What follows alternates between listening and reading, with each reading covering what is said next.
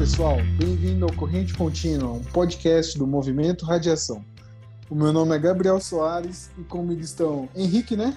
Henrique, é isso aí. Fala, Gabriel. E o outro? Tudo bom? Fala, Quem pessoal. é o outro mesmo? Como que é mesmo? Everton, certo? É Tom Nunes. Fala, pessoal, tudo bem? E aí, Henrique? E aí, Gabriel, beleza? Não, Gabriel nada, porque agora você me chama de senhor, entendeu? Eita, desculpa então. Respeita a autoridade aqui. Pessoal, Ó, cresceu um pelo branco na barba dele e ele já tá se achando o senhor. Tem que chamar o homem verdade, de senhor. Aí, acho que eu mereço já ser chamado de senhor.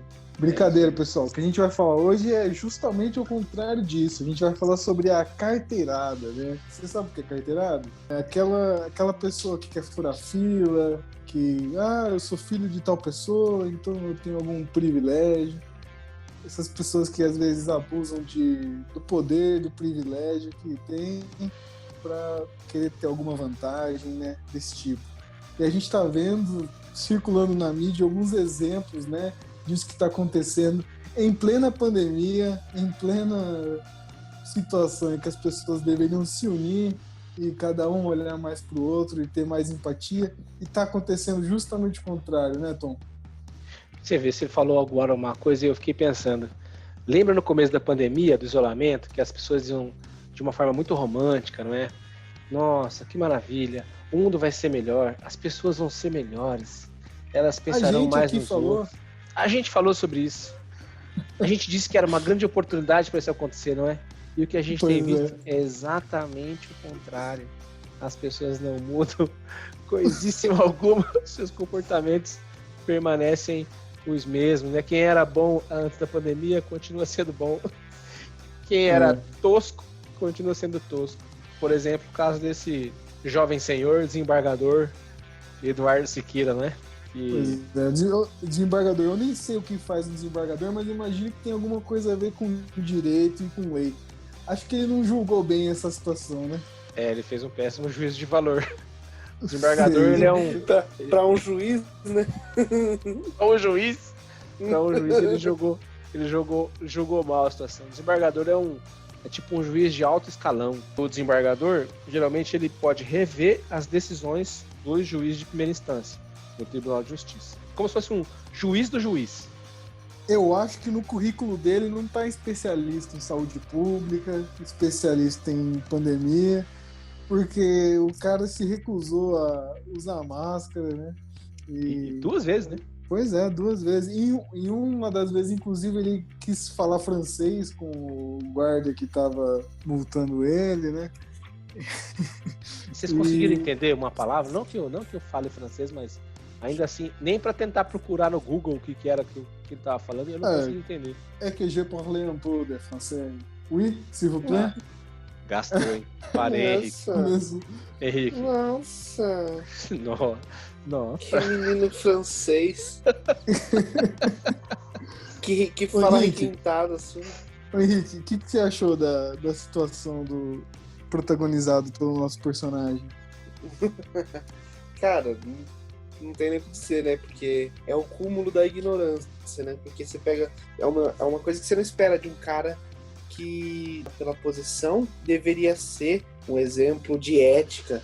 O cara é um juiz de direito, né? Então, a gente espera uma posição exemplar de uma pessoa dessa. Primeiro que o cara recusa utilizar a máscara. Pelo amor de Deus, né, cara? Recusar utilizar a máscara é o fim, né? É o cúmulo. No meio da situação que a gente está vivendo. E, além de tudo, ele desrespeita uma autoridade. Porque, querendo ou não, mesmo ele sendo um desembargador que seja, no momento que ele está andando na rua, ele é um civil, porque ele não está com uma camiseta de desembargador nas costas, né?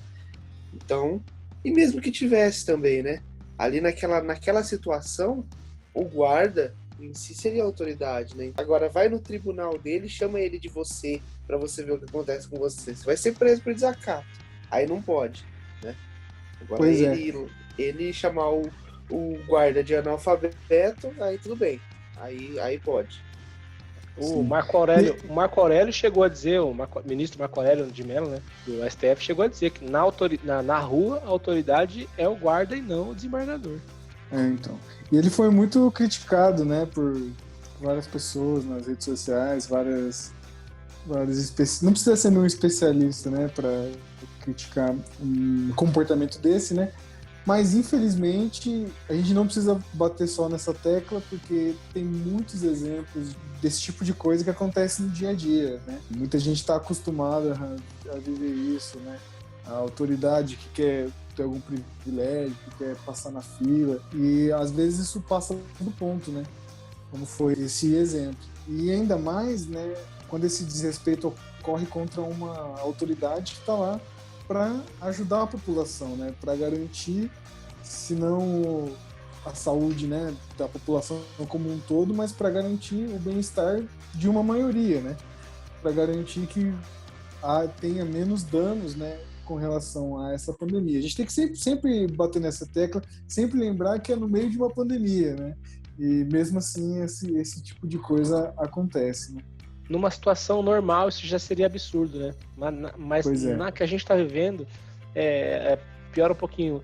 A Paula Adamo, da BBC News Brasil, ela publicou uma matéria, uma entrevista que ela fez com um acadêmico, Frederico Normanha Ribeiro de Almeida. Esse cara fez uma pesquisa para a tese de doutorado dele, que ele foi estudar a formação dos juízes e como funciona aquela cadeia ali de relacionamento do Tribunal de Justiça. Ele classifica esse comportamento do desembargador como alguém que pertence a uma casta superior mesmo, né? De se achar superior aos demais. E que ele, na magistratura isso é muito evidente, né? Primeiro porque, como servidor público, ele já se enxerga mais especial, né? Ou especial em relação a outras carreiras. Não faz muito tempo em que a gente ouvia as melhores profissões, então os meninos, né, as meninas eram instruídos pelos pais a ter a formação, né, era médico, advogado ou engenheiro, né, eram as profissões que os pais gostariam que os filhos tivessem e que eles deveriam correr atrás. É o que o Frederico de Almeida fala na tese dele de doutorado, numa entrevista muito legal que o UOL publicou dessa jornalista Paula Adamo. Bem legal para você entender o comportamento desse nobre desembargador. Pois é, e não tem nada a ver, né? A profissão que você escolhe, né? Assim, não influencia nada a sua capacidade, né? Ainda mais no caso de concurso público, né? Que você é um servidor público, você está lá para servir, né? A população. Então, realmente, essa questão de, por causa de uma escolha de profissão, ela eventualmente tem um status embutido nela, né? E a pessoa se percebe, como você falou, que está acima dos outros, mas na verdade não está, porque a profissão dela é só a atividade dela, né, que ela tem na sociedade. Um cidadão é muito mais do que a própria profissão, é a maneira como ele se relaciona com as outras pessoas, a maneira como ele se relaciona com o ambiente, né, que ele tá, se ele respeita as outras pessoas, se ele respeita o próprio ambiente. E profissão não tem nada a ver com isso, né, Henrique?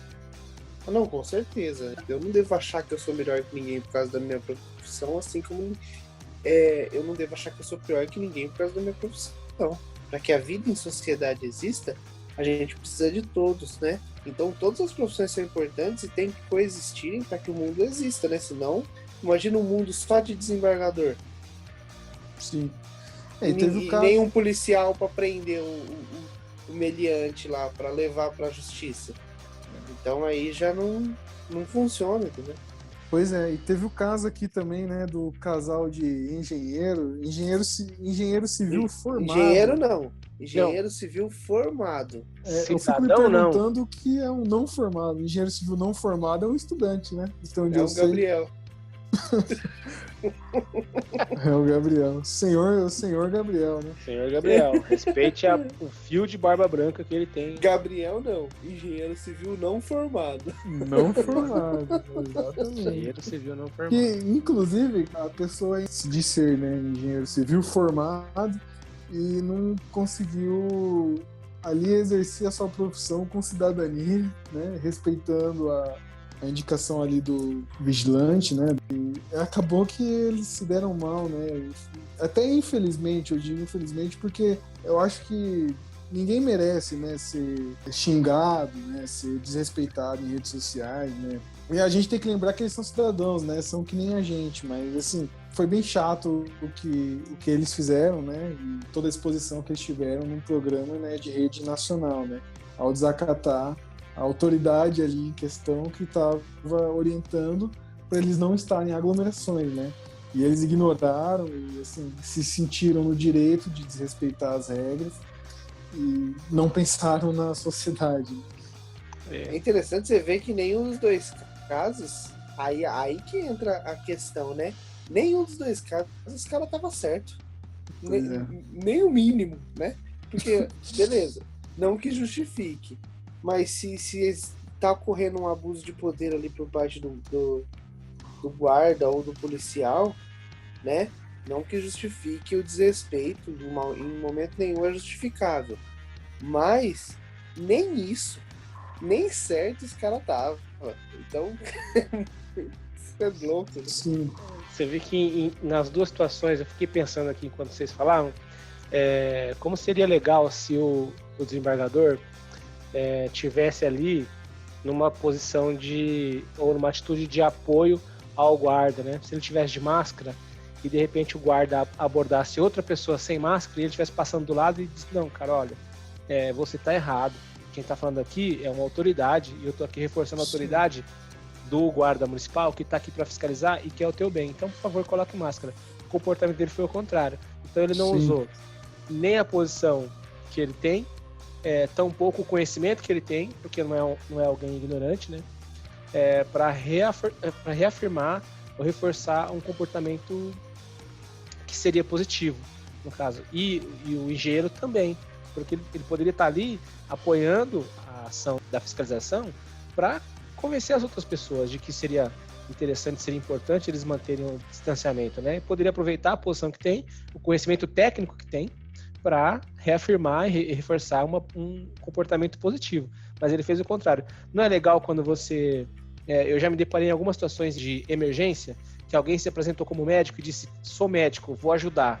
Não é legal quando você se depara com isso? Sou bombeiro civil, vou ajudar. Sou brigadista, vou ajudar. E o especialista chega para apoiar e ajudar a resolver a situação. Ali eram pessoas que tinham autoridade, tinham conhecimento técnico para fazer e fizeram o contrário. E por isso decepcionaram. E você falou de como eles foram malhados nas redes, né? Cara, é o que a gente vive hoje, que é a cultura do cancelamento. Infelizmente, é isso que acontece. Perderam o emprego. O desembargador não, né? Tá sofrendo uma pressãozinha lá da corregedoria, mas... Ele vai tirar a punição dele, vai ficar de férias. Ficar de férias em casa. Ou aposentado compulsoriamente, né? Não, mas uma coisa, como diria o saudoso Paulão da Grande Família, injustiça seja feita. Injustiça seja feita quanto ao engenheiro ali daquela situação no Rio de Janeiro. Essa carteirada não foi dada por ele diretamente, né? É a mulher verdade. Que estava junto com ele ali que deu essa carteirada, né? Quando o guarda estava falando ali, o guarda falou cidadão, aí a mulher já interviu e falou cidadão não.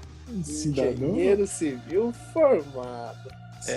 E o que eu vejo, às vezes, é que essas pessoas, às vezes, né, influenciadas por meias verdades, né, notícias falsas e manipulação de notícia, né, que é uma realidade da nossa época, né, em redes sociais, elas acham que elas estão certas, acham que estão a favor da liberdade, né, acham que às vezes elas estão do lado do bem, né, acham que não, isso é o que um cidadão de bem deveria fazer, mas na verdade não tem, né, não tem cidadão de bem, tá todo mundo no mesmo barco. A gente tem que aceitar as recomendações de quem estuda para isso, das autoridades que estão cuidando disso, que é um problema mundial, e nessas horas a gente tem que ter empatia e se colocar no lugar de cidadão. Ela falou a verdade, cidadão não. No caso, eles não agiram, não fizeram o papel de cidadão, né? Que é justamente o contrário. Eu tive uma experiência recentemente em uma carona aí que eu tive viajando com um BlaBlaCar, né? E junto comigo tinha um advogado, né? Viajando e tal. E aí ele tava falando isso sobre as leis do uso de máscara. E a gente entrou nessa conversa, né? sobre alguns estados e algumas cidades que estavam adotando isso como lei, multando não o uso da máscara. Eu até levantei para ele a questão assim, isso foi definido pela autoridade da cidade, certo? Foi a Secretaria de Saúde achou por bem definir isso. E o porquê que a gente tem que respeitar? Primeiro, porque é uma definição de uma autoridade, né? Então, a partir do momento que uma autoridade definiu, a gente tem que respeitar. E segundo, porque foi uma definição acompanhada por profissionais especialistas no caso. Eu dei para ele exemplo. Cara, o que você ia achar se eu chegasse na sua empresa, no seu escritório de advocacia e definisse alguma regra sobre o tipo de direito que você vai exercer, entendeu? Quem sou eu para fazer isso? Pelo amor de Deus, né? Não dá. Você é o especialista em lei, você é o especialista na lei, então você vai definir esse tipo de situação dentro do seu escritório lá, que é onde você é autoridade. Então, da mesma forma, a Secretaria de Saúde é especialista em saúde dentro de uma prefeitura. E o que a Secretaria de Saúde passar para a prefeitura e a prefeitura definir, nós temos que seguir, concordando ou não. Agora, se eu não tenho o direito de não concordar, uma vez que eu não tenho conhecimento suficiente para elaborar uma tese de discordância. Se o médico não concordar, beleza, ele vai protocolar lá alguma coisa junto à Secretaria de Saúde e isso pode ser revisto. Agora eu como cidadão, eu como engenheiro civil formado ou eu como desembargador, não tenho a mínima de condição de discordar de nada. Sim, é uma questão de humildade até, né? E eu tô muito curioso para ouvir do Tom, porque, claro, cada um tem as suas opiniões, né? Mas eu acho bem legal a ideia do Tom sobre isso, né? Que, como alguns sabem, o Tom é cristão. Eu queria ouvir dele sobre essa perspectiva, né? Como olhar para esse tipo de questão que aparece para a gente. Você sabe, Gabriel, eu lembrei de um amigo meu aqui, que é pastor, e ele uma vez disse assim, se grito resolvesse, porco não morria. e o que esse pessoal quer fazer é resolver as coisas no grito, né? Então, por ele ter autoridade, ele grita mais alto e a voz dele é a que vai ser ouvida. Na verdade, isso é uma forma de burrice, né? A burrice não aceita que possa existir alguém que entenda mais do que eu, ou que conheça mais do que eu em relação ao assunto e, como disse o Henrique, sobre esse tema, arbitre, né? Sobre esse tema, defina quais são as diretrizes. E é falta de humildade mesmo. E aí, quando a gente definiu essa pauta, na hora me veio lá o texto de Filipenses 2, que é uma carta que Paulo escreve aos Filipenses, e que ele está se referindo à pessoa de Jesus Cristo. E ele diz o seguinte, em relação a Jesus, que sendo em forma de Deus, não teve por usurpação ser igual a Deus, mas esvaziou-se a si mesmo, tomando a forma de servo, fazendo-se semelhante aos homens, e achado na forma de homem, humilhou-se a si mesmo, sendo obediente até a morte e morte de cruz. Ele está se referindo aqui à passagem de Jesus por essa terra e de como, mesmo Jesus sendo homem e sendo Deus, quando esteve aqui conosco, assumiu a forma de homem e se humilhou. Era alguém que poderia ter resolvido as coisas no grito, né? Poderia ter se posicionado como Deus, mas preferiu, para nos dar exemplo, se posicionar como homem. Você imagina a quantidade de humilhações que esse Jesus passou por aqui. Mas em momento algum ele se arvorou, né? Ele bateu no peito e disse, não, eu sou engenheiro civil formado. Você sabe de quem eu sou filho? Você sabe de quem eu sou filho? Não, cara, ele não fez nada disso, né? Como o texto diz, ele se humilhou, se esvaziou dessa condição de Deus para se humilhar e através disso conquistar a condição de religar aquilo que estava perdido, que era a nossa relação, o nosso relacionamento com Deus, o Pai dele. Tem um texto de Hebreus que eu gosto muito, que diz, por ter feito o que fez, ele não se envergonha de nos chamar de irmãos. Cara, um Deus que tem um ato, e através desse ato, que é a crucificação, passa a nos chamar de irmãos, que é o caso de Jesus, para mim é o maior exemplo de humildade que a gente deve perseguir, é o que a gente tenta fazer ali no Radiação, com a nossa postura e o nosso estilo de vida, é o que a gente persegue. perfeito, eu tenho certeza que quem for ouvir aqui o podcast vai lembrar de alguma situação em que quis passar na frente porque era alguém, né, por causa da sua posição, né, por causa do seu sobrenome, por causa do seu salário, né, por causa do cargo que ocupa, e que de repente vai refletir que essa não é uma boa postura. Sim, e você falou de humildade, né, de se humilhar. Na verdade, quando, né, eu imagino, né, quando você diz que Jesus se humilhou, é que na verdade ele se colocou no lugar de igualdade, né, com os outros seres humanos, né? Exatamente. Da época em que ele viveu. E é interessante porque, no fundo de tudo, é igualdade, né? Todo mundo é igual.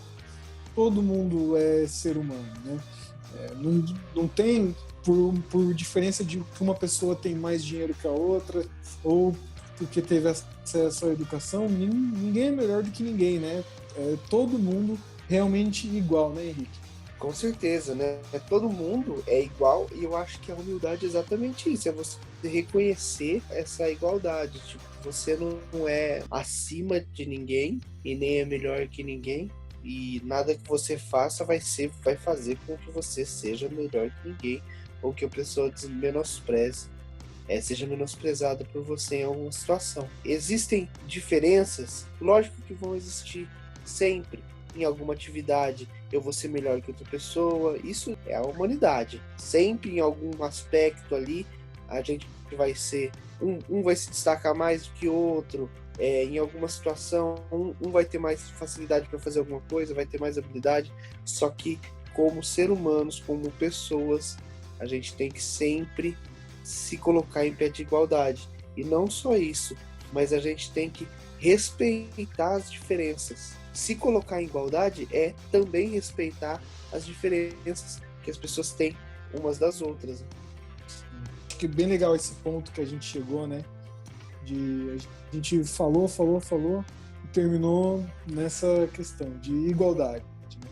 A gente sempre tem que lembrar que tá todo mundo no mesmo barco, tá todo mundo na mesma situação, e se a gente não se unir e não participar da sociedade do jeito correto, vai ser bem mais difícil para nós.